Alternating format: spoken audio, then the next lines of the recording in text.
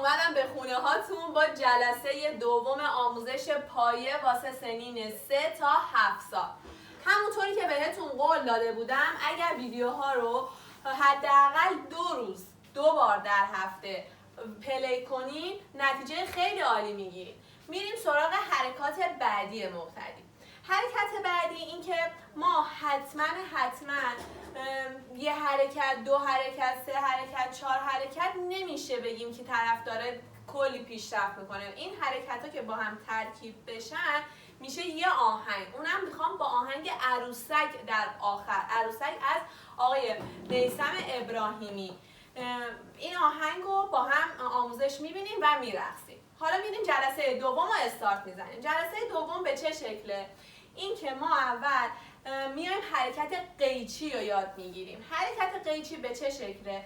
دست و پای موافق با همدیگه باز و بسته میشن. یادتون که هر جلسه قبل گفتم که پا باید حتما یکی پنجه باشه و یکی صاف باشه.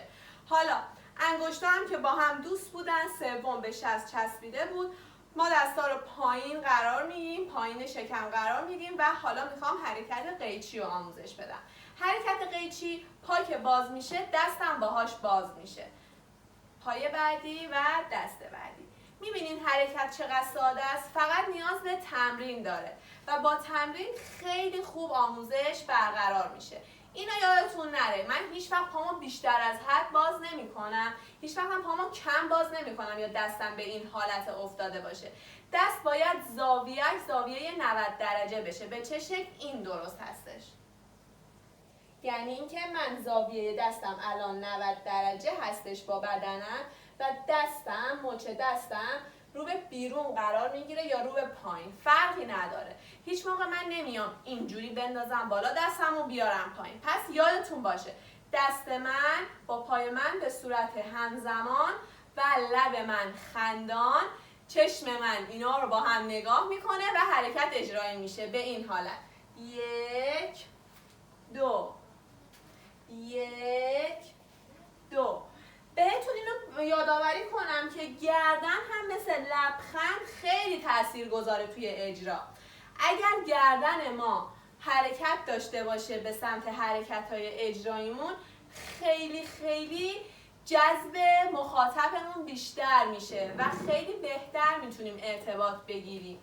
یادتون که هر جلسه قبل گفتم جلوی آینه تمرین کنی، یعنی شما در اصطلاح همیشه باید به طور مداوم جلوی آینه تمرین کنن. اول ویدیوها رو میبینن و واسه تمرین از آینه کمک میگیرن.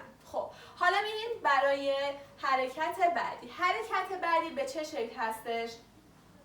چرخش.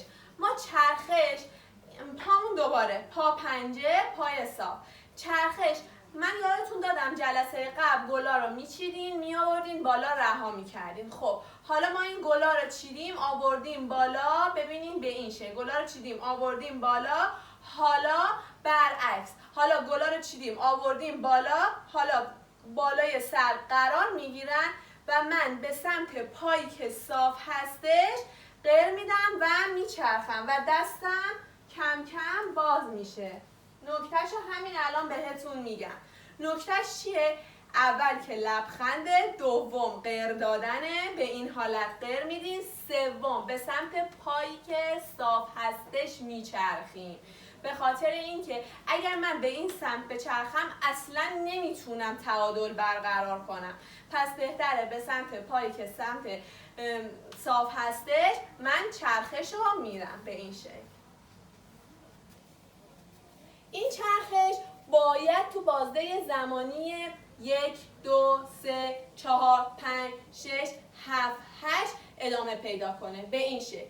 1 2 3 میشه عدد 3 4 5 6 7 8 9 10 11 12. این ریزش بود ولی اصلش 8 ببینید 1 2 3 4 5 6 7 8. این میشه آموزش دوم برای جلسه دوم. جلسه دوم ما برای این دوتا آموزش کافی هستش.